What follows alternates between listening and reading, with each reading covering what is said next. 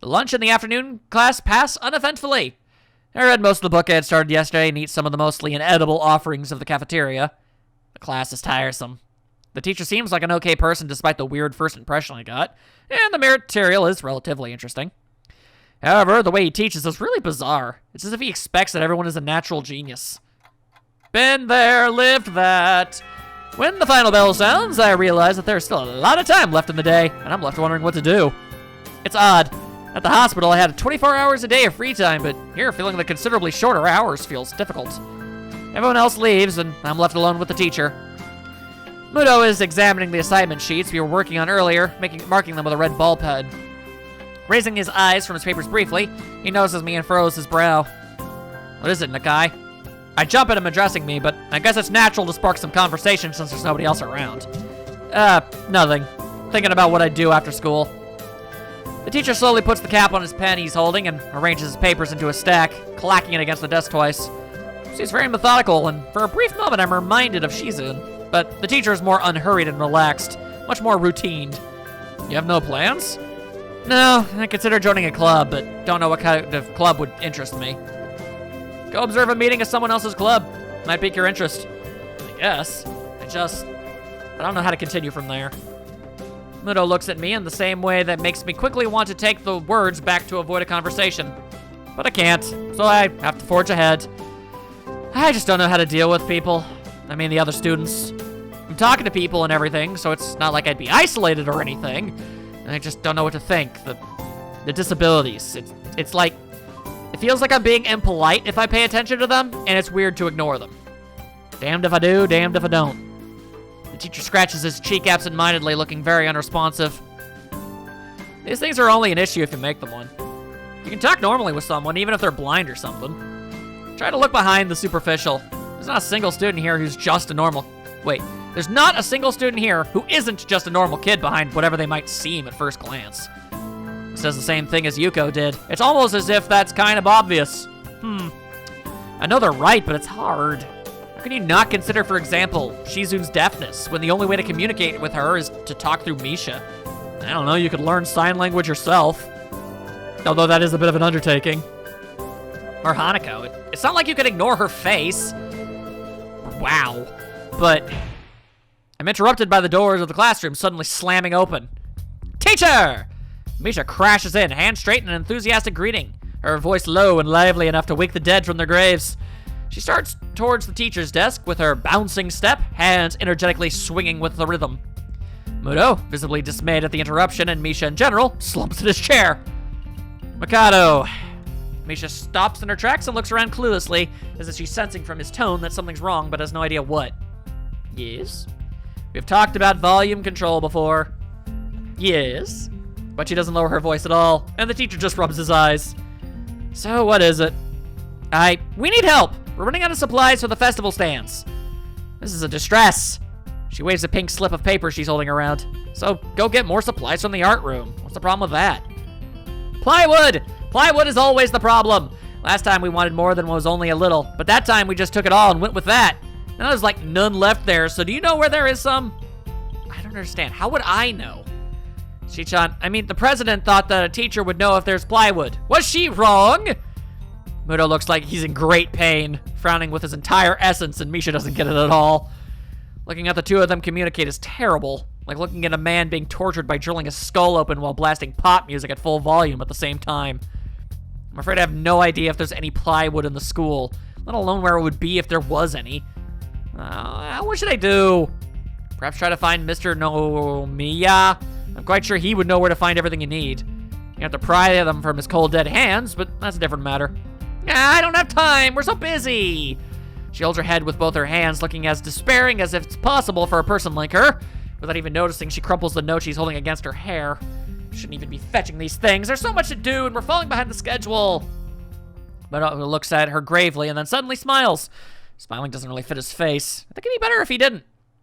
Wonder if you could get some temporary help. He switches to staring at me focusedly with a hard expression, as if trying to say, go make some friends. I guess I can give you a hand. You can? Thanks, Ichan. You are really nice. She pauses, does a double take, and then points at me with her finger, yelping, ah! And looking very puzzled. Come to think of it, what's Hee-chan doing here? Class is over. You should be having fun. We just had a little chat. Oh no! It's not detention, is it? Are you in trouble, Hee-chan? No, I am not. Is Hee-chan in trouble, teacher? No, he's not. Mutou sighs deeply, and I feel that I have to help Misha to get her off the teacher's back. So, what do you need? Here's a list. I can try to find the plywood from somewhere if there's none in the art room. She offers me the note she's holding. I take it, hesitating a bit. I said I'd help you, but this has no implications on whether I'm joining the council or not. Still, thanks, Hee-chan. Try to be quick. We are in the stall building streak right now. We must hurry! She bounces out of the classroom, leaving me and the teacher looking at each other with something that feels like silent agreement. It resembles it, at least. Well, there you have it, Nakai. You have something to do now. Please don't sound so smug. And you of anybody seems to realize that associating with Misha is ever so slightly exhausting. Looking at the list with a number of items ranging from paint to plywood, all written with small, neat handwriting that is undoubtedly Shizune's. I heave a sigh. I'll be going, then. Waving the long list limply at the teacher, I exit to the hallway. The classroom's closets, 2 R's, are designated belonging to classes 3-1 and 3-2 on the right side and 3-4 on the left side, each door looking exactly the same. Further down the corridor, still with identical doors, are rooms that I didn't think were used for classes. I guess the art room is not a classroom as such. I carefully push open the furthest door and peek in. There's a classroom, but it seems rather badly kept, or not in use. Am I in the right place? Desks and chairs are all around the room. A thin layer of dust settled on them. There's some easels in the corner, so at least this looks like the right place. The room is flushed in sunlight from the big window's shadows creeping all over the desks. Specks of dust are dancing in the stagnant air, making the beams of light almost visible. Jokingly, I call into the empty room. Anybody home? Something catches my eye, and I stop mid-sentence. Okay, that is something that would definitely make you take note. Hello! Sitting on a desk is a short-haired girl, curiously wearing a boy's uniform with a fork between her toes, a morsel of food stuck firmly on the end. The odd way of dining seems to be caused by her apparent lack of hands, but her presence here is what takes me aback even more. How did I miss her before? She's sitting in a corner very still, but I still somehow took her as part of the furnishing or as a statue at first glance. I'm not being too observant today as a whole. The girl seems to be frozen in place, staring at me with huge eyes like a rabbit in headlights. She's staring at me, her mouth wide open, ready to accept the fork. I'm staring at her, my mouth wide open, suddenly remembering I didn't finish my sentence and trying to think if I should. This weird stalemate keeps us both stunned into silence, punctuated only by the wall clock ticking rhythmically. Hello. The girl stuffs the fork full in her mouth and is now staring at me expectantly while chewing. This is a bit awkward. Hello. I was told to pick up some supplies from here for festival stalls, I think. I didn't think there would be someone here. There isn't. That's why I came here too. She picks up another forkful. Doesn't that mean you're here then? She raises her eyebrows as she was suspecting my observation was false. You're pretty observant. I guess it does. But who are you? The girl's pretty straightforward, isn't she? I'm Nakai, Hisao Nakai, and I just transferred in on Monday. I'm Rin Tezuka. Rin Tezuka. I won't shake hands with you, but at least we know who we are now. I think that's a joke. That's very nice. Her deadpan manner of talking makes it hard to determine whether she's joking about shaking hands or not. Kind of bothers me. Joking about these matters doesn't feel appropriate at all. While I'm trying to figure out what's appropriate and whether this girl is, she seems to have lost interest in me and is now gazing yearningly back at her food. Can I continue my lunch? If you don't mind me, I won't mind you. If you need to get your stuff, the supplies are at the back. Go right ahead, but lunch. School's already over for the day. What would you use then? There's no word for a meal you eat after lunch but before dinner, right? I believe they call that lupper. It bothers me very much too, but I don't really know what I should say. I don't think you're supposed to eat a meal between lunch and dinner to begin with. Says you! But I'm hungry now, and my delicious boxed lunch would go to waste otherwise. I have curry. It's very delicious. With much decisiveness, Rin once again picks up the fork between her toes, and with at least as much impoliteness, she points it straight at me. So, Nakai, what brings you to this place? Well, like I said, I was told to look for these things. No, the school. From outside, you look fine. Is your problem inside? Huh. Wow, first person to ask. I come to a full stop opening my mouth but not getting a word out. I can guess. I'm good at guessing. Better than most people. Rin cuts me off before I can answer a question, or skirt around it somehow. I don't know which I would have done. I froze in front of the issue again, Haven't even told her about my condition, or maybe it's only because I hadn't really come up. I do get the feeling that not making issues of this is part of the social code here, as the teacher said. I wonder if the people here could relate. Probably not any better than any normal person could. I can't relate to Shizune's circumstances, or Lily's either.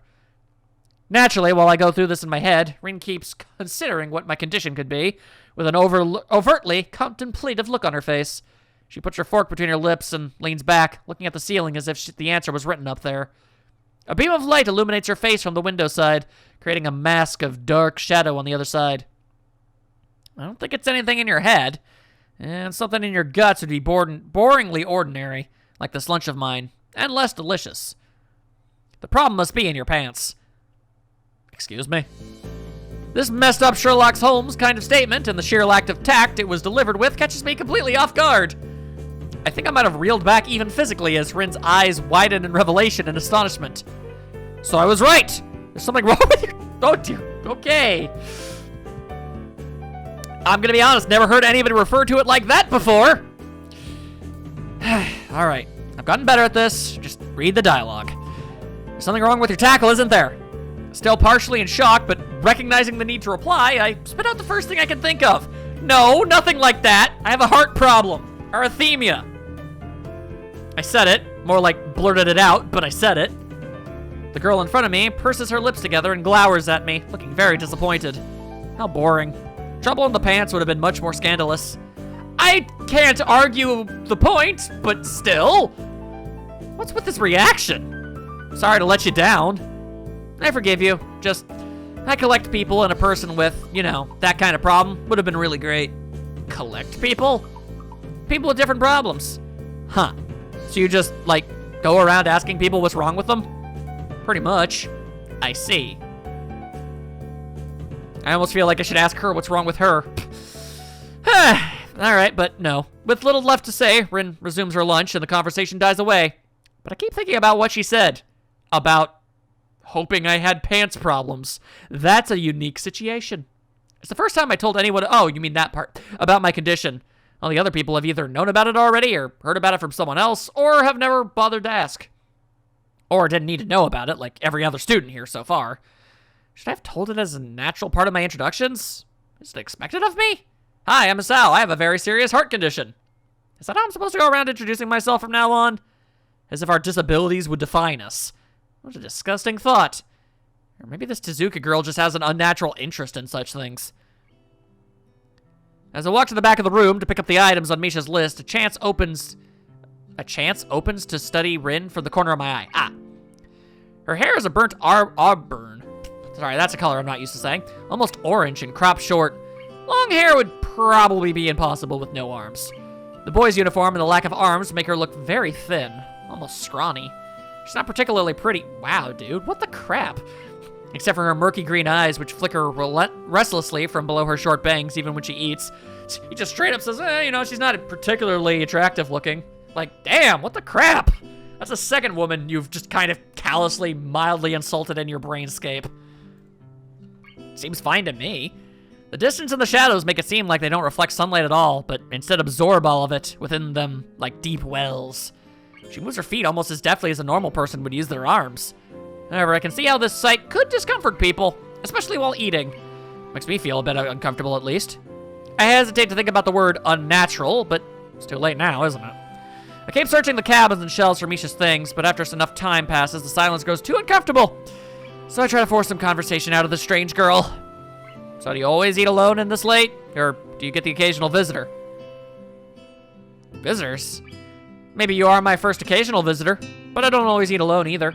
Sometimes I eat with a certain person on the roof, if she's not horsing around. Horsing? She likes to do sports. Oh. And that's all I can think of to say. Would that be that Emmy girl? Is it incredibly wrong that I just decided that it would make sense that the girl without legs and the girl without arms would be friends? That I feel I feel like I should feel bad about that. Both of us fall silent again as Ren forks the last bits of her meal to her mouth. I look down at my haul and double check it with Misha's list. Seems I have everything except plywood. So I think I have all the things now. That's very nice of you for you. Don't feel obliged to stay. I was about to take a nap anyway. You need to do whatever you're doing with the stuff anyway, right? Or perhaps you like to watch girls sleeping. That's the awkward silence of a man who probably does. I'm not sure what to make of this, but Rin looks serious. Even if I did, I think I have to be going. I'll catch you around, Tezuka. You can call me Rin. I feel that our relationship at this point is good enough to warrant this much. I was already turning to make my exit, but she draws me back in. Fine then, I'm Hisao. There you are. Rin looks at me hard in the eyes, but that intimidating feeling you get when someone stares at you isn't there. It's like she's actually not looking at me at all. She blinks a couple of times, and I can't figure out why a pause like this just popped between us out of nowhere. See you later, Hisao. There's something like a tiny smile there on her face, maybe? I see it. I quietly back out of the room. As I shut the door in front of my face, I whisper to myself, what an intriguing person. From inside, I hear a muffled sing-song voice. I heard that. I just got jump scared by an anime girl. What did you hear? Ow. Okay, well, I tried to reposition myself in my chair and my arm gave out and I fell slightly and that hurt like hell. Ow. Okay. I jump at the sudden appearance of Misha, who I had not heard approaching despite the completely empty hallway. Somehow she had gotten to jumping distance of me without making a sound. Creepy. It briefly reminds me of Kenji's nutty theory about a global feminist conspiracy, but I push that thought aside because it is actually entirely insane in every conceivable facet. Shizune, standing slightly behind Misha, looks aloof, as she couldn't have heard the remark that drew Misha's attention, but Misha is visibly excited. No, wait, more importantly, who's in there? There's no club meetings today. She tries to curiously peek past me, even though the door prevents her from seeing anyway. What are you doing here? You took so long that we had to come check out what's wrong. That's no good, Hee-chan. She wags her finger at me scoldingly. Rude. I found plywood, but everything else is still missing because you are tardy. Oh, sorry. I got the things here. I was just gonna bring them. I think you were up to some mischief, Hee-chan. Who was in there with you, I wonder? Misha signed something quickly to Shizune, pointing at her own ear a couple of times. Shizune immediately pushes her way past me and opens the door into the classroom I just left. I can only imagine the shock she is experiencing. With Shizune's diligence and attitude, the insolence of daring to deface school property by sleeping on top of it must be too much to bear. And indeed, she stares at Rin, frozen in place apart from the slight but noticeable trembling of her shoulders. From suppressed rage, I'm sure. Instead of blowing up, Shizune just takes a few deep breaths, adjusts her glasses, and slams the door shut, turning to sigh furiously at Misha. Maybe she did blow up, but I couldn't understand it. She shoots a very loaded stare at me too, as if it was somehow my fault that Rin is sleeping on one of the tables. I hope she's not getting any funny ideas about the reason for my tardiness. Hello. Rin's voice comes from the other side of the door, and it takes a few eye blinks to realize she might have trouble opening it. I open the door to find Rin directly behind it, looking at us with a half-interested, half-sleepy face. I require naps! Hello! Miss Tezuka, what do you think you are doing? You absolutely are not permitted to use school property for such, disgraceful activity. It sure is suddenly very crowded in here. I didn't know I was this popular. It's hard to say whether she's happy or unhappy about this turn of events. At any rate, she ignores Shizune and Misha's scolding, so they have no choice but to drop the issue. Shizune taps Misha's shoulders, pointing at Rin and making some quick signs. Popularity aside, please don't do that anymore. Anyway, how's your project going? Will it be done for the festival? Rin looks at them blankly, apparently at ease under the pressure Shizune's cold stare is putting on her. I keep wondering about that myself. And? Well, think about it harder. As Misha signs her reply to Shizune, her face turns into an unsatisfied frown. Miss Tezuka, please try to take this seriously. It'll be a disaster if the wall looks like someone threw up their lunch onto it. Rin nods assertively. We'll think more seriously. Misha actually giggles at that, but Shizune doesn't, not even after translation. She just shakes her head, takes the materials from me, and takes off with Misha in tow. Rin frowns thoughtfully as she looks after the retreating student council duo. How rude. It's true, though. I must finish my project before the weekend. There will be dire consequences if I don't. The end of the world as we know it. Like weekends usually are, but more dire. Much more dire. Maybe I'll postpone my nap to unforeseen future. I'm about to ask what project she has and what are these apocalyptic consequences, but she walks back into the art classroom. Since you have nothing to do, would you give me a hand? This paint can doesn't fit into my bag, but I need it. She kicks lightly at a huge can of paint that's lying on the floor next to the table she was sitting and sleeping on. It lets out a dull clang. Being the gentleman I am, I naturally pick it up. Heavy. Yeah, sure. Where do you need to take it? Away. And with that, she takes off to the hallway, me and the paint can following, since there's little choice for either of us. The hallway is quiet and empty now with Shizune and Misha gone, so we two leave toward the stairwell at the other end.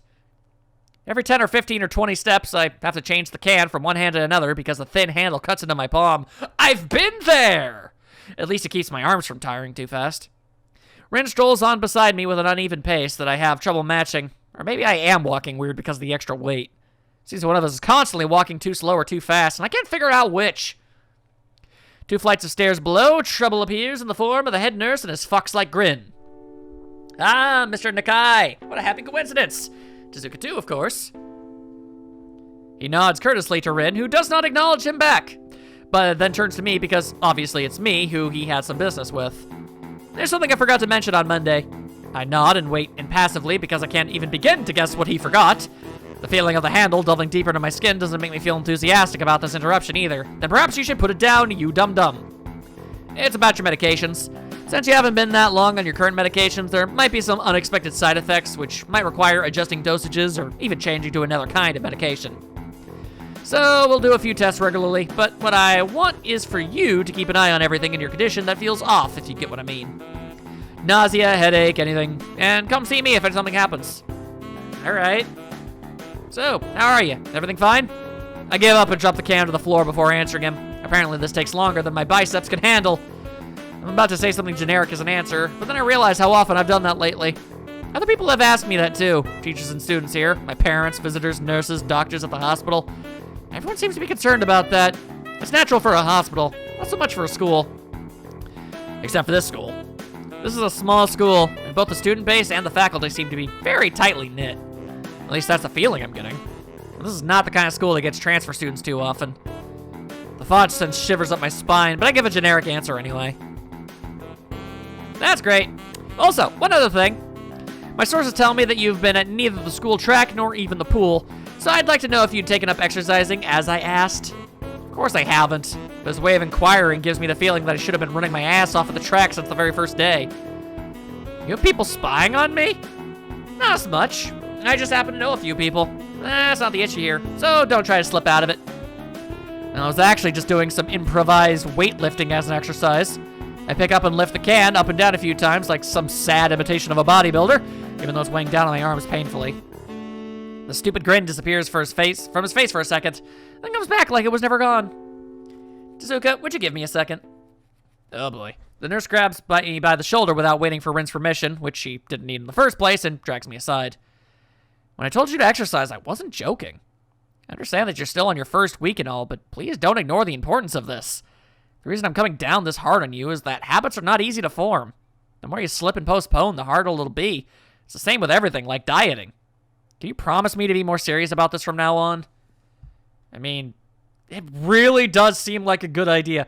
I'm not a physically fit dude, but I don't know. I feel like if it was absolutely paramount to my survival, I would at least consider it more. I'm gonna say yeah to that. Yeah, I promise. Definitely. He studies me for a moment and then shrugs, smiling again. Okay, that's more like it. If you go to the school track tomorrow morning, you'll meet my spy, who probably has no qualms offering consultation to you if you want to jog a bit. Consolation? Or consultation? See you around. He leaves with a wave of his hand and no answer. And I watch Rin, who has been waiting idly leaning against the hallway wall and staring at the pale lighting fixtures on the ceiling. Even when I approach, she doesn't move her eyes off them. Are you getting medications for your heart thingy? Are you listening? Comes out more accusatorial than I intended, accidentally lashing out on her. But even so, I don't really want to start talking about it. I just met her. I don't know her. It's not her business. The nurse seems to be happily ignorant about confidentiality, too, talking about that kind of thing in public. But it's not Rin's fault, is it?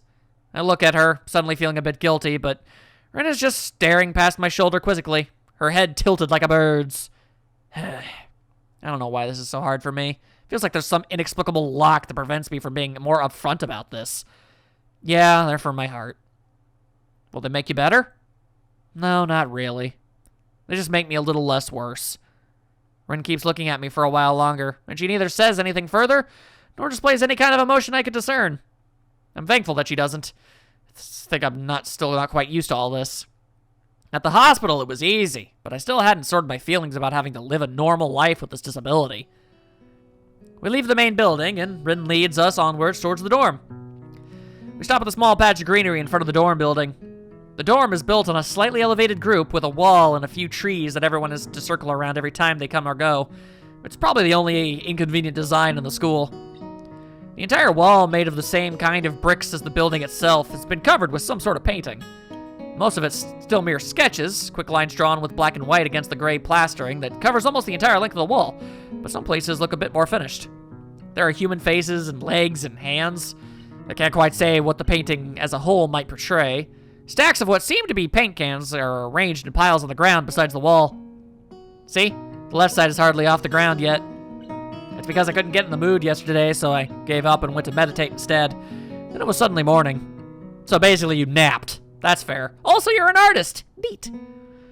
I have to work on it, but the guys from art class are helping with the negative spaces and base surfaces when whatever, which is a problem. It's easier to paint big areas if there are a lot of people with hands.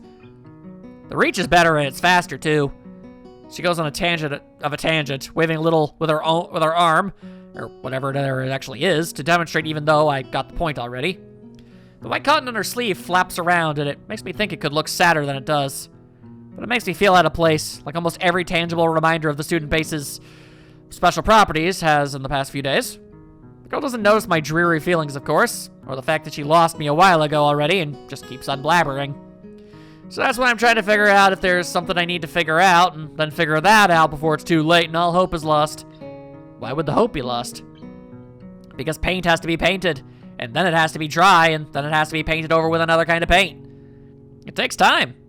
She finally stops, apparently thinking she made some kind of statement that makes sense. I think she did. I think it's best to start from the top. So, this is your project? You did this? Yes. All of it? Yes. Nice, but I stumble with my words, suddenly feeling like I've walked straight into the minefield of political incorrectness. It's okay, you can say it. I probably won't get mad. I blush really hard. I don't really know what would be the right thing to say, if any. Feels like I'm way more sensitive than Ren is, though. This is really awkward. Don't you want to ask? How do you paint without hands? See? I'm an easy person to talk to, right? With my feet. I almost guessed that already, but isn't that hard to do? You're good at guessing.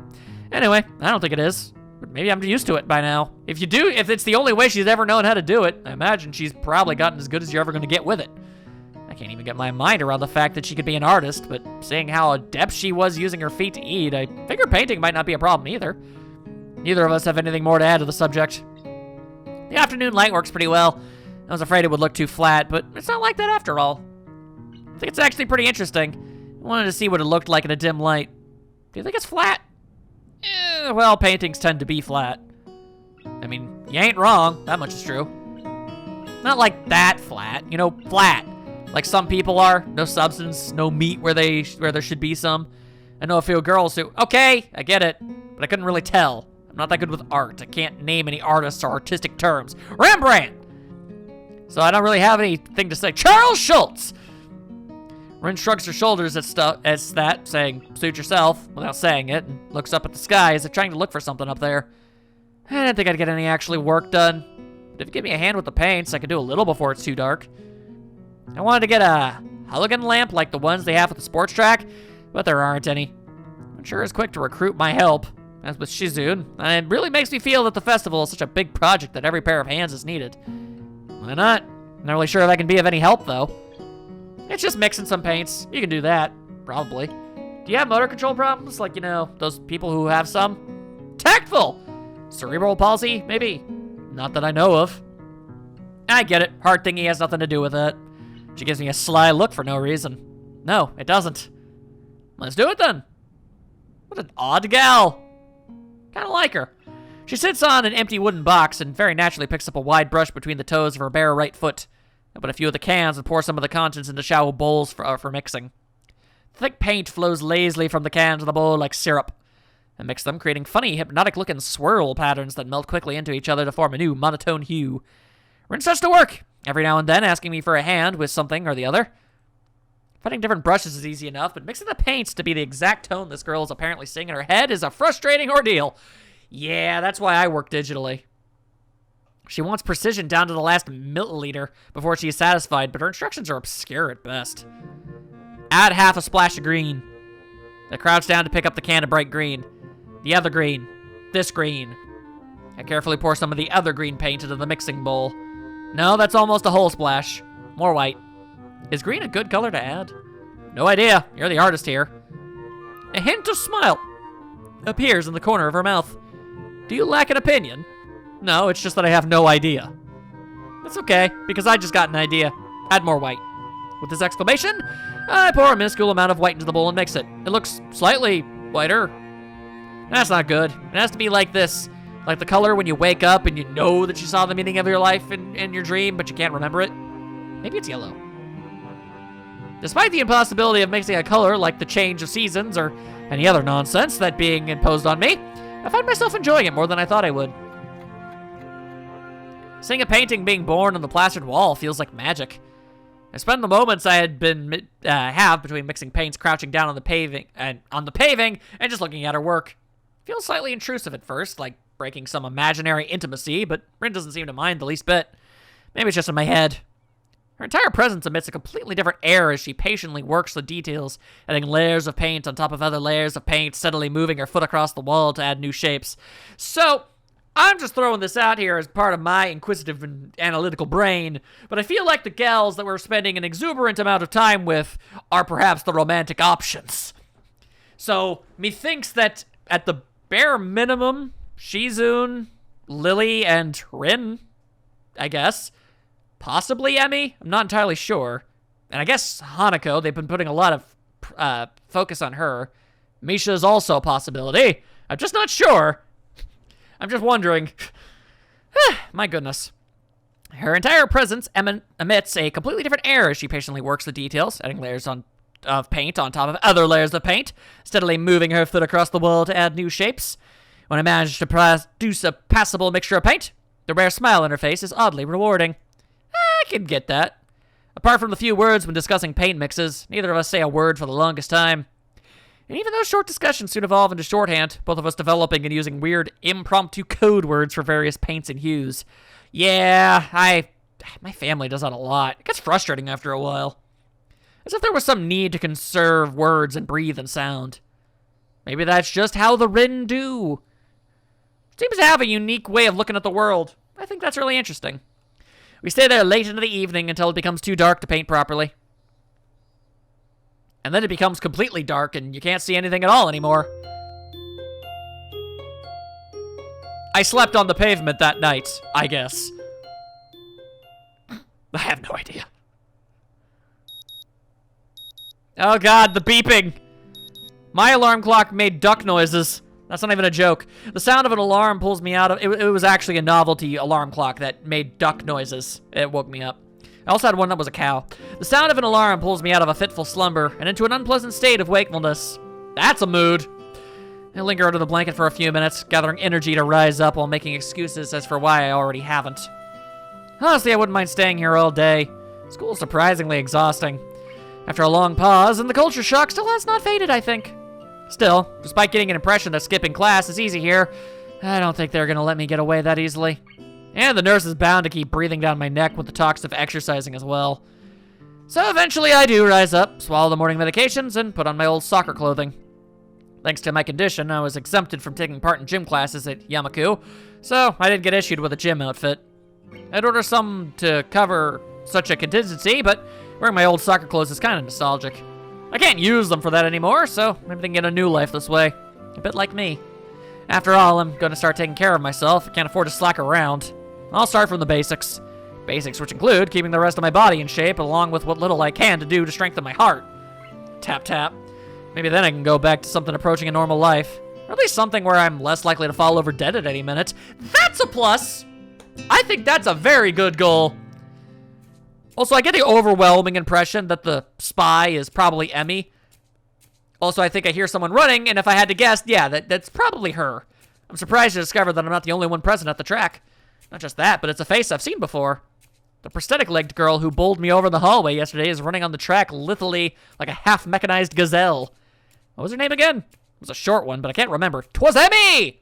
She seemed to be running laps at a somewhat easy lope, her prosthetic legs clacking rhythmically on the hard track surface. What a reason she has for running this early in the morning.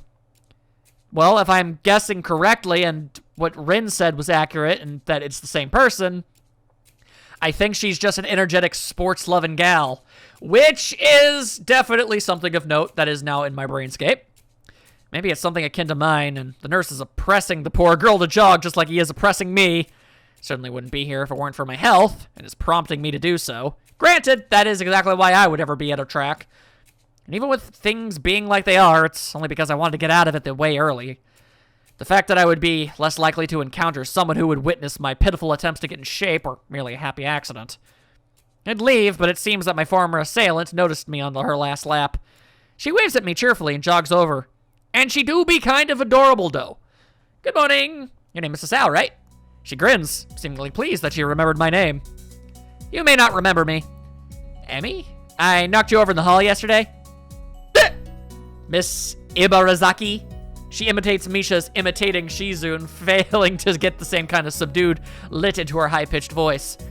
How could I forget such a blunt introduction? Emmy has the decency to look vaguely apologetic for a moment before giggling. Yeah, sorry about that. Again. Well, so long as you don't make a habit of it, I suppose I'll be fine. Great! I'm not sure she realized I was joking. So, the spy consultant the nurse was talking about, is that actually you? That's right! Oh. I was expecting someone from the nursing staff, to be honest. What, are you saying I don't look like I could be a spy? It's mostly the lack of pants, if I'm being honest. Always been very kind of, like, baffled at, like, in most Japanese media, at least with anime, when it comes to female gym uniforms, I've always been baffled by the complete and total lack of pants. It's so strange to me. No, this is more like a relief. I was afraid he would have someone to watch my every move. Unless you are here to do exactly that. No, I'm here for my own reasons. The nurse just asked me if I had seen a messy-haired transfer student who looked like kinda lost around the track. So, why are you down here? Emmy strikes a dramatic pose. Training! For what? Track! Ah, I see. You're on the track team then. Emmy nods enthusiastically. Yep, I'm one of the better runners too. Baller! And modest about it too. Hey, I think she has every reason to say such things. Hey, you should join up. It's good exercise, you know. I think that much activity is probably out of the question for me. Nah, I'm not even sure that I really like running all that much. Plus, I'm just not into organized sports, you know. It's true, never really got that much into soccer. I mean, I'd run around with my friends and all, but that was really the only reason I ever played. It wasn't for the glory to be found on the field, that's for sure.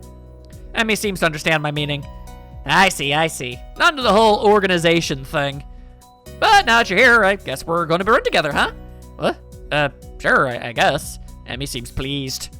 Are you going to warm up? Real men don't warm up. Real men don't get cramps! Oh, no. You should always warm up. That is how. Whoa, she scolds me enthusiastically, but then smiles and leans closer. I hate warming up, too. She laughs suddenly. Heck, and I don't even have to stretch my legs.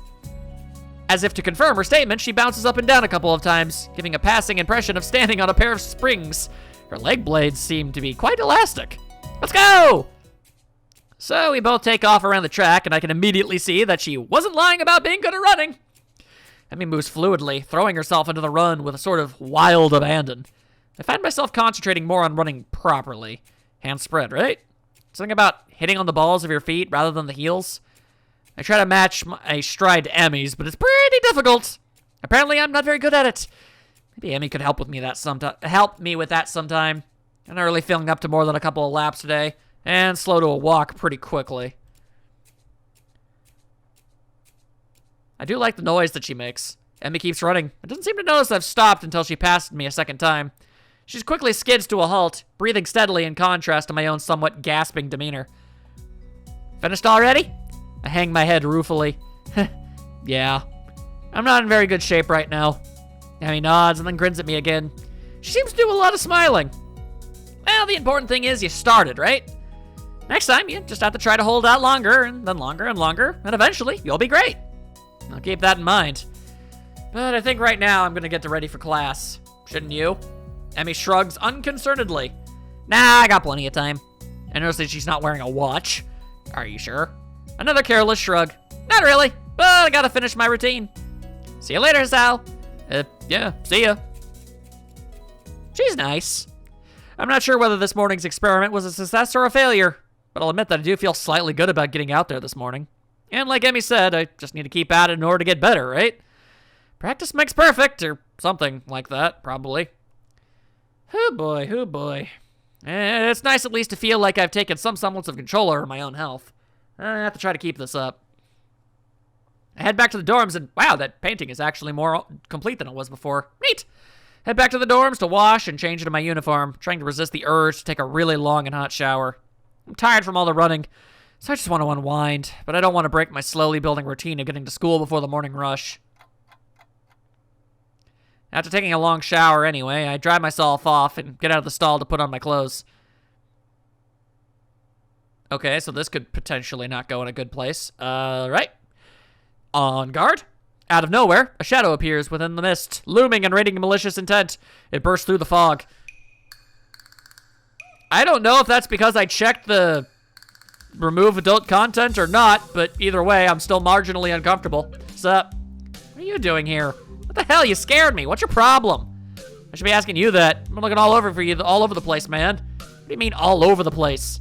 I want to ask if he's been looking for me like that, stark naked, but hold my tongue back. Finally realize I'm still naked too and quickly hold up my shirt in front of me, but Kenji doesn't seem to notice a thing. His glasses are fogged up, but then why doesn't he wipe them off? Is his vision so bad it's like he's perpetually seeing through fog? You know, your room and yeah, that's it. Hey, I mean, I still had to get up though. Whatever, it's not important. Can I borrow some money? No. What? He puts on an innocent face and looks away, trying very hard to look very casual. It doesn't work. He's as transparent as a window pane-sized glasses. Talking neutrally like this, wearing nothing, feels awkward. Actually, somehow it's even more awkward to be naked in front of someone when they can't see me being naked. To say nothing of the fact that he's naked as well. Naked and afraid. I try to brush the feeling off with little success. Money? Sure. Awesome. Wait, why do you need it? Can't you just give it to me because I had the goodwill not to run through your pockets while you were in the shower? I could have, but I exercised restraint, and in the end, isn't the thought that counts? Go on, be a pal. That makes no sense. If it's the thought that counts, I should withhold payment since his thoughts were so clearly impure and his intentions are probably even more sinister since he can't even tell me what they are. I say as much to him. I'm offended, man, but if that's the game, then fine. I guess I have no choice. I want to order a pizza. I already have most of the cost of the pizza. I need your help for the rest. I get some of that pizza too, right? No. Are you serious? Yeah, I'd give you some, but you have class. You don't have time to eat pizza. What about you? I'm not going to class. I have to wait for the pizza and pay the guy, and then eat it. It's not easy. You have to obtain the pizza stealthily. If you don't, everyone will see you. And the pizza? Oh, they'll ask for a slice. It's a hard work out there. Everyone wants a piece. Then you're left pizzaless in an unforgiving world. It's happened before, that's how I know. Every day I plan on my vengeance, so that when the people who wronged me order a pizza, I will be there, ever vigilant. Kenji strikes a dramatic pose completely without irony. But yeah, I need like 400 yen. Please, you're my only hope. I can't go outside and buy my own pizza, it's too far. I try not to go out unless it's absolutely necessary. Let me tell you what happened the last time I went out without carefully planning out in advance. I was outside, I can't remember what I was doing. Something. Standing? Maybe wondering how I got there? And then out of nowhere, it happened. Like a flash of lightning, splitting the sky, like how you split a sandwich into 2 equal pieces to make it more manageable to hold and eat. A bird crapped on my head. You know, some people say that's actually lucky. I wouldn't be one of the people who think that, though. That sounds like the exact opposite of it. It was the second most shocking moment of my life. It was the first. He ignores me and keeps going. I want to grab him and shake him. Is he just trying to keep momentum? I'll go with that. Even if it's more likely he didn't hear me. It was like in the opening to some kind of anime show. You know how there's always a part where the main dude is fighting his rival and they fly at each other and clash swords and there's like a big traumatic colorful auras and zoom. It was like that, but with poo. Okay. So yeah, I need money. Please, don't leave me hanging. I only need like 1,000 yen. You said 400 before. I thought it was 400. Okay. What? I'll pay you back, I swear. You better. That's what it means to borrow stuff. I don't know when I'll be able to pay you back, though. You have 1 week.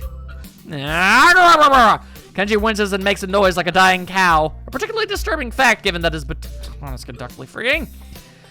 You're not supposed to be so tight-assed about money between brothers in arms, man. Men have it bad enough as it is. Do you know that Male porn stars only make about half of what... I don't know. I don't know about that. That doesn't mean anything unless you're a porn star. So maybe I'm a porn star on the side, struggling to make ends meet as I fight the... Jesus Christ, what is this game making me read? And you can't even spot me. Your crumbs, you dastard. Nobody understands. Nobody. Wouldn't feminists be against pornography in the first place? I mean, not necessarily. I mean, some do, some don't. It's not... Feminism isn't a stock phrase. I don't even know where I'm going with any of this. It's feminist agenda stuff again. This stuff is important. I can see that you don't give a crap, but this is serious here. Feminists are a dangerous enemy. Make no mistake. Take them lightly and you'll wake up in the morning with a knife in your back. Bam, out of nowhere. I really do not like this conversation. How do you wake up in the morning if someone stabbed you in your sleep? Women are terrible at stabbing things. Okay, well now you're also being sexist. I mean, you were already, but more overtly, I don't know. Same amount? Regardless, shut up. I thought you just said you don't take them lightly. Well, I mean I don't take them lightly for the big things. Individually, they're not a threat, but if there was some kind of war, like a big war with men on one side and the feminist forces on the other, it'd be pretty ugly. When does this end? And that day will come. The feminists come out of their central top secret worldwide feminist headquarters and say it's on now, motherfricker. You're being ridiculous. There's no big worldwide feminist headquarters building. How would they even hide that? I mean, it'd have to be massive. You couldn't hide that on Earth. Someone would notice the big fortress with only women in it. Who said it was on Earth? Ah, cool. You're intensely insane. I turn away from Kenji and start practicing frowning faces in the mirror so that I can figure out what kind of frown will best express my emotions. He can't see me from this distance away, which unfortunately means that he keeps on ranting without any regard to sense or sensibility. Yeah, there's a war going on, a war not many know about, but it's a great one that will one day boil over and encompass all of the known world. Then we will have to pick sides. We'll have to make a stand. In fact, it's happening right now. Imagine it, the bloody battlefield, a vicious conflict without end. I almost gave up when I thought this cause was silly, when I grew tired of the bleakness of our fight, when I mistook the time the power went out for a feminist raid and thought the end was near. But then I realized that I gave up, it would be all over, and I was like, whoa. And I knew I had to get serious, because I'm the last sane man in an insane world. It's about duty. Must be a pretty crappy movement if it all hinges on one naked guy ranting in a bathroom at another naked guy. So can I have the money? He's blocking the way out. It's getting cold because I'm still naked and I want to go to class, so I agreed to spot him the money. Awesome! Thanks, dude. We should go bowling later on. Bowling? Yeah, it's the ultimate sport. There are almost no women bowlers either. That is also not true. What the hell is this guy on about? Should I wear my pink bowling shirt with matching shoes with a pastel green with flower accents? There are bowling clothes? Maybe. Anyway, you'd better pay me back. I can pay you back in stuff, right? I don't have the time to ask him to elaborate on what that means. I don't know. I have to get to class. You're in the way. Oh, sorry, yeah. I don't want to hold you up. I have stuff to do myself. The time has come. Time for what? I just like saying that. Yeah, you kind of give the impression of that. Okay, now the time has really come. For what? I have to use the bathroom. Get out of it. I was just going to... what's that mean? It's a big bathroom. So I have to be alone or I can't go. The pressure. Okay, what if someone else comes in? I'll think of something. I give him my practice frown and it looks kind of silly reflected in his glasses. He either doesn't notice or doesn't see anyway, so I get just dressed and run back to my room, feeling as though an eternity had passed since I woke up, mostly because it has. That is time I will never get back. I'll get in for this somehow. But right now, I have to get to class. I'm the first person in class today, although I think I'm a little too early. Then again, staying alone here for 20 minutes sure beats having to suffer that time with Kenji. Oh, don't you know it. The combination of fatigue, frustration, and boredom starts making me feel very tired. I black out for a second, waking up when my head hits the surface of my desk. Rubbing my forehead, I realize this is as good a reason as any to stay up for now and stop coming to class so early later. Eventually, I hear a tapping noise outside in the hallway, and Lily's tall figure appears in the doorway. She's not in this class, so she must have other business. Maybe she's looking for Hanako. Lily stops at the door, looking hesitant as if she was a vampire who couldn't come in unless invited. It's weird that you would just know that rule about vampires. I guess he reads a lot. And I consider doing so because she looks rather lonesome standing there. She steps in of her own accord, though, after straightening her skirt and shirt collar as if it was of importance to look prim when entering our classroom. To her, it perhaps is. Excuse me. She calls into the quiet classroom with a probing, delicate voice. I realize the silence might unnerve her because of her blindness, so I break it. Good morning, Lily. Gods! Hisao! Good morning, I didn't hear you come in. That's because I was already here. I wonder if she thinks it's suspicious I didn't say anything to her before. It's likely. If I were to tell her a big lie now, it would sink me. Well, I was already here, just asleep until now. Oh, have you seen Hanako today by any chance? No, she seems to come in only just before the bell rings, or after that. Do you want to tell her something for me, or for you, or whatever? Blech. No, it's fine. It's strange, but I think we're the only two people in the school right now. I didn't hear anyone else on my way here. I shouldn't have gotten up so early today, I guess. You're chastising yourself for doing something that other people should? Punctuality is a good thing. I think so, anyway. It's a very busy morning today. The festival is coming up soon, and today is the deadline for event registration, budget reports, and any other official paperwork. It could be that everyone is trying to complete the necessary forms at the last minute. Maybe that's why it's so quiet today. Hi! And suddenly a Misha has appeared. Misha pops into the room with Shizune as if on cue, shouting with a loudness that makes Lily visibly flinch. Now it's time to see if they are in fact actually enemies. Hi, Hichan. Hi. Look, it's a class representative. Hello. Lily smiles, probably amused by Misha or Shizune's use of the word look. Good morning. Of course, you're not the representative of this class, right? I'm not. Lily seems a little more guarded in her answers to Shizune than she was with me the other day. I guess they don't really get along at all. Then I realize that Lily might actually not know Shizune is present, and she's trying to detect whether or not she is, to know who she's talking to. For all she knows, she's talking to Misha. But knowing that she and Shizune are practically inseparable, she might expect Shizune to be the one that actually talks. Damn, how complicated. I decided to help Lily out for my own peace of mind more than anything else. You're here early, Shizune. You were here even earlier than us! Misha puffs out her cheeks angrily. Why is she getting angry? Does she feel emotions on Shizune's behalf too? Is she a living mood ring? Do her hair drillies do anything to her emotional state? This is a very serious question. It's not that weird though, that Shizune didn't like my little comment. It's true, I was here earlier than them, so me say something like that could definitely be misinterpreted as anything. Especially to Shizune, who doesn't have the benefit of hearing tone to gauge intent. Before I start weighing whether or not I should apologize, Shizune has already moved on. Class rep, it's a good thing that you're here. We have to talk. The festival is coming up in 3 days, right? Every other class has already handed in their project budget reports for their events, even the first years. Except you. Wah-ha-ha-ha! There's still time to hand it in, isn't there? Today! The deadline is today! You're certainly taking your time, aren't you? If I had it my way, I'd have all of the necessary paperwork days ago. But someone, I had to say, the deadline, please extend it. Yes, that was me. Planning something on this scale is not a small task. And a week is too small a time frame to expect the whole class to work out such a complex issue completely. Do you want to know what's harder than distributing the funds for one class event? Handing out the same matter for every class in the school and then some. The one who does that is me. Misha puts her hands on her hips and stands up straight. Well, she's really getting into the role. It doesn't seem like she's very amused, though. Hey, Shizune, aren't you being a little too hard on her? There's still a whole day left. Please, Hisao, it's all right. Lily seems happy I'm taking her side, but a bit conflicted that I might not think she can take care of herself. If this is about the budget, then I'm disappointed you think I had forgotten about it. I understand how important it is. She definitely seems like the type to not take things not seriously. Then, can I have it, please? Shizune, she might not have it on her at this exact second. It's not here right now. I asked 2 students to take care of it for me. Students from my class. She emphasized the last sentence, much to my surprise. She knows about Shizune and Misha's efforts to rope me into the student council? I guess word must have gotten around, so she's using me as ammo against Shizune. This just gets better and better. Pouty face.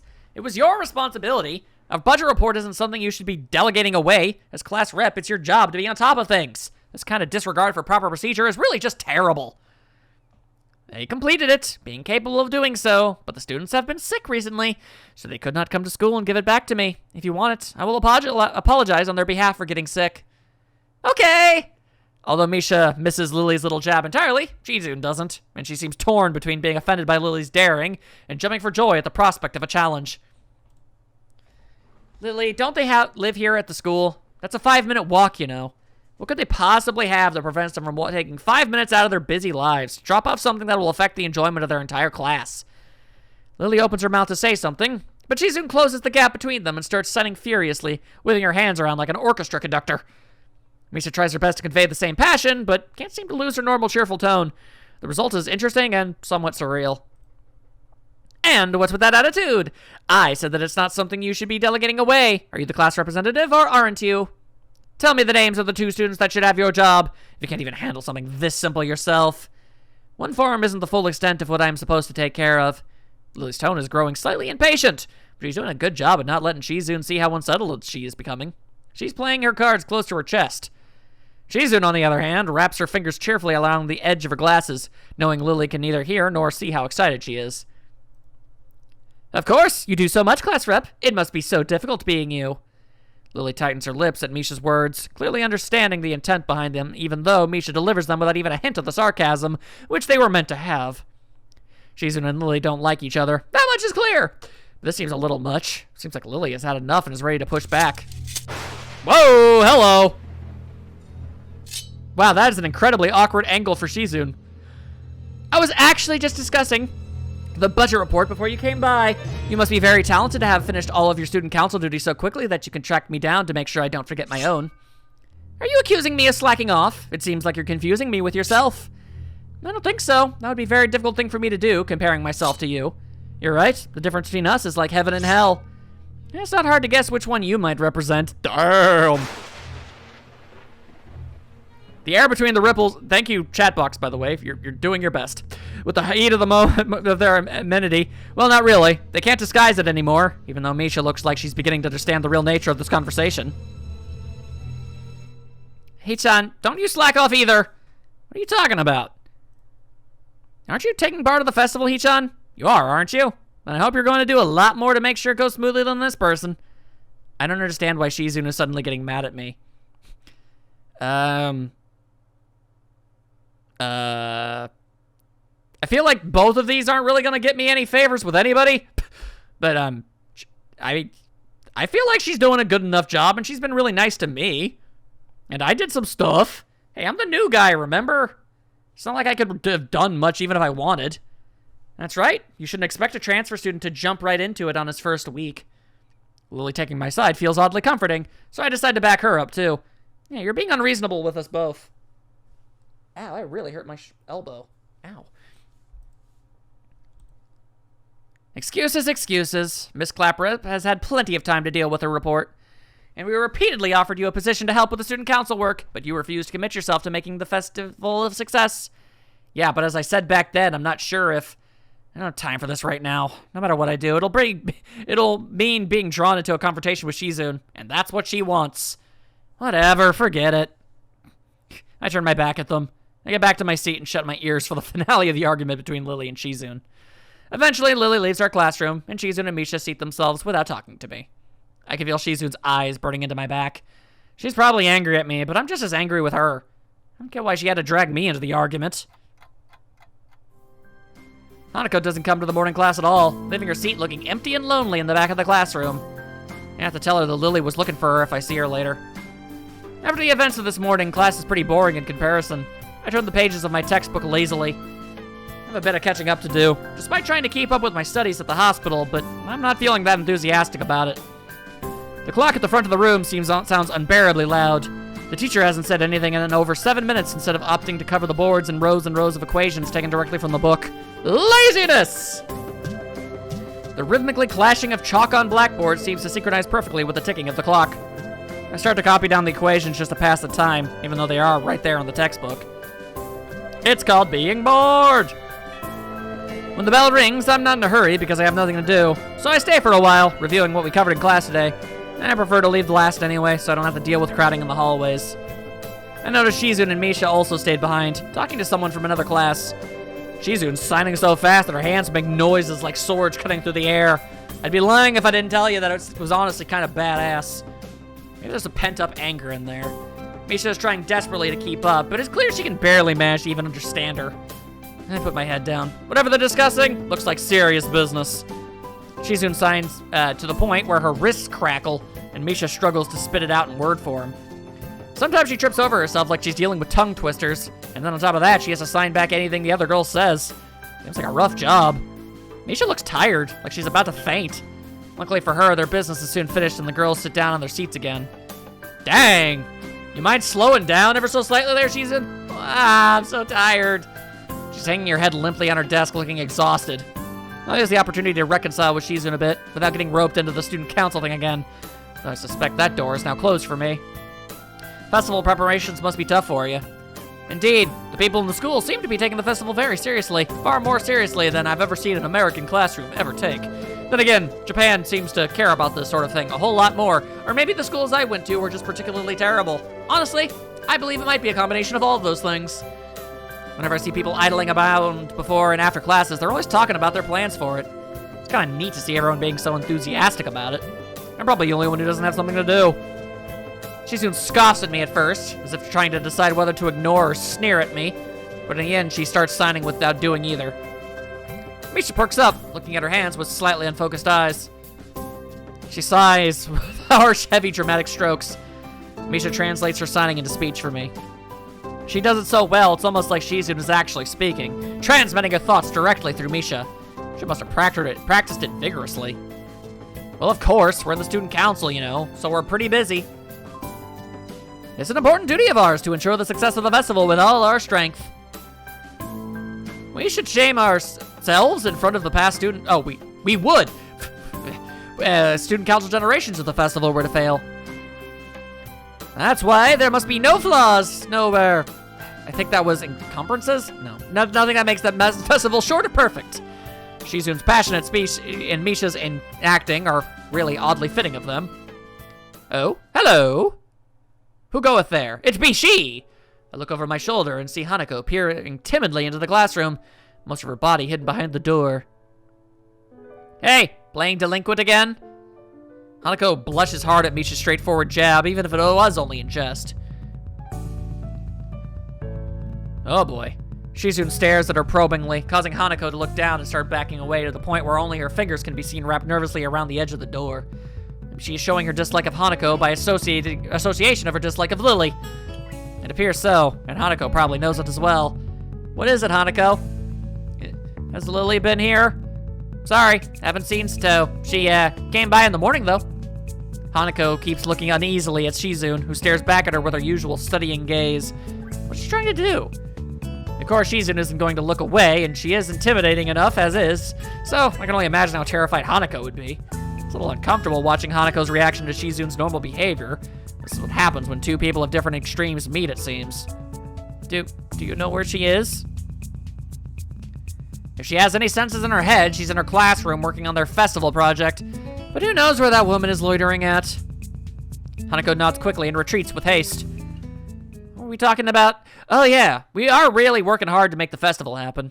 And driving other people's insane along the way. Boom, boom, boom, boom, boom. Yeah. Well, good luck with that. I stand up to leave, making my exit before either of them manages to berate me anymore for slacking off. The halls are somewhat quiet as expected. Everyone must be in club meetings or at festival preparations. Or both. That's always possible. Shizune's words about being a slacker echo in my head. I feel a bit guilty about not contributing, but I seem to lack the resolve to do something concrete about the matter.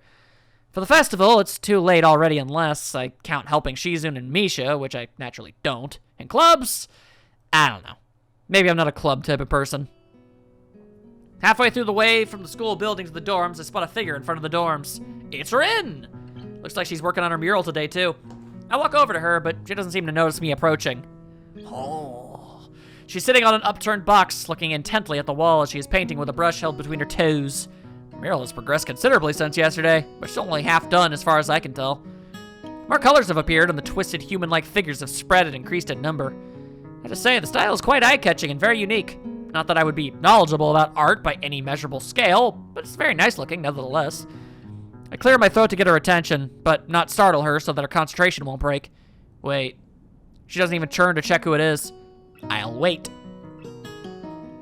And then I waited. A lot. 15 minutes later, I decided that her concentration is indeed unbroken, and also that I have waited long enough to warrant poking her gently on the shoulder to remind her of my presence. Rin turned her head mechanically to my direction, ending up staring at my crotch level. Oh, it's Asao. You can identify me through that? She can tell. I'd feel a lot less uncomfortable if she would look at my face. An astute observation. Hard at work, I see.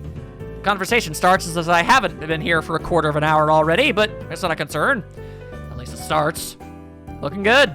It does. The layers of paint hiding other layers of paint, mixing and shaping the human figures really create an impressive look. But Rin looks miffed.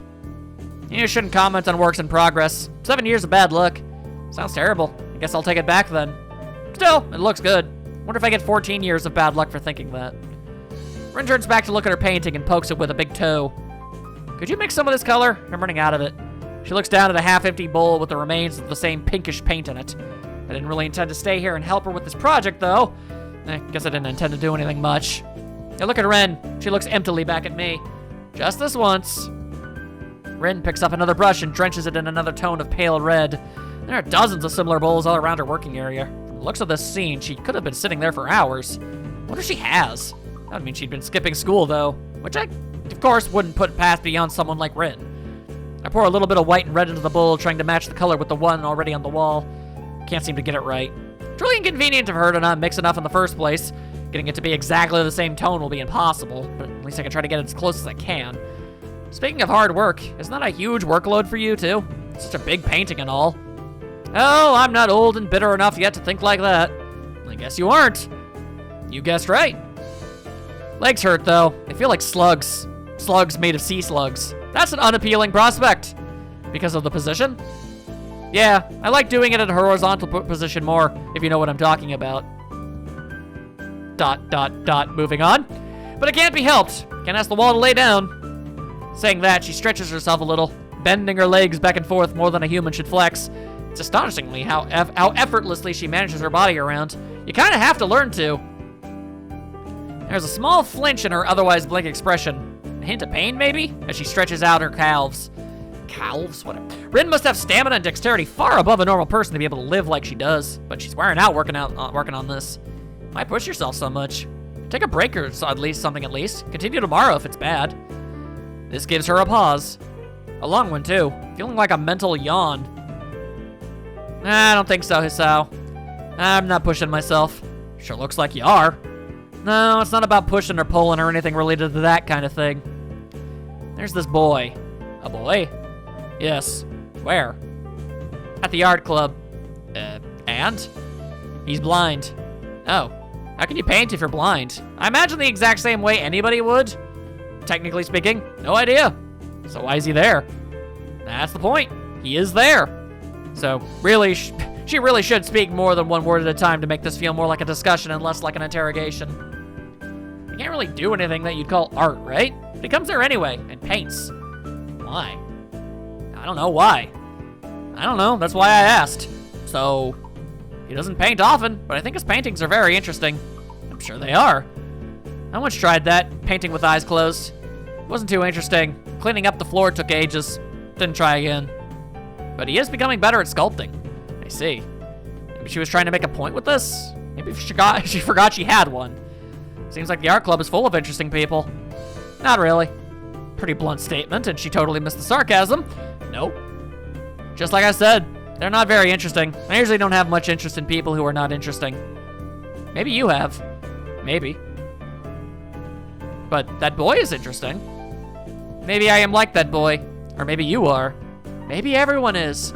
That's deep, man. Doing things you can't do just because you can.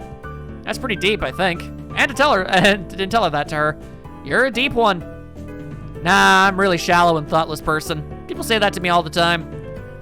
Did you know I can only think of 4 things at the same time? I mean, that's more than I've known a few people who are able to do.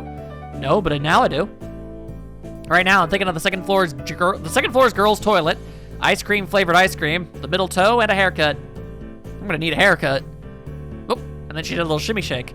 She shakes her head around vigorously, letting her short and messy hair ruffle wildly around. I can see that doing it is something she likes to do. We fall silent as Rin treads around absentmindedly, poking some brushes around. The thought about the art club sticks in my head for a while longer. I feel like I'm treading on very unknown territory with art. The way these meetings with Rin go, it's as though I'm starting a smoking habit or something. I should probably stop talking with her. It's not like I dislike her, despite the confusion her being herself causes, and I don't dislike art either. I've even drawn for fun sometimes. I just don't have a real creative drive or any technical skill. So usually if I were to draw something, I'd get white paper syndrome and just freeze completely. Then I managed to draw something disfigured and probably get frustrated at my inability to pick the picture in my head down on the paper, then call it quits without really ever trying to make an effort. Yeah, that was me for all my life. Still kind of is, but I'm, fighting past it. Rin clearly doesn't have this problem, or at the very least, she's better at hiding it. But she frustrates me in another way. Being with her is like looking into a mirror that doesn't reflect anything. Wouldn't that be a photo? Or just a pane of glass? Makes one question the sanity of the act. Rin sits down in her box, swaying from side to side, apparently comfortable with the uncomfortable silence. She's staring at me again, maybe over my shoulder. I can't quite figure out where her eyes are focused.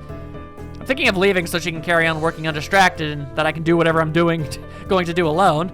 It's not like I have anything that must be done today. Oh, shoot. Who? Nobody. I just forgot to tell Hanako that Lily was looking for her. Do you know her? From my class?